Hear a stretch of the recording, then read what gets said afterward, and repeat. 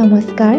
কবিতাৰ শিৰোনামবিহীন কথা কৰবী হাজৰিকা, পাঠ দীপশিখা ৰাজখোৱা।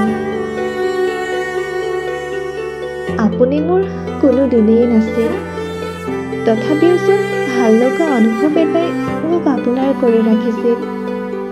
সময়বোৰ আগুৱাই যোৱাৰ দৰেই ভালপোৱাবোৰ গভীৰ হৈছিল আপোনাৰ নামতেই।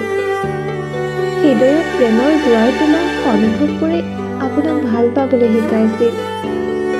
অজানিতে আপুনি প্ৰেমৰ আন এটি নাম আছিল। আপোনাৰ অবিহনে এক শূন্যতাই মোক বৰকৈ আমনি কৰে। আপুনি নুবুজা সাঁথৰ, মোৰ জীৱনৰ শেষ অধ্যায় আপুনি, যাৰ নামতে মোৰ জীৱন নথৈ। নালাগে দিয়ক সেই অনুভৱবোৰ বুজিব আপুনি।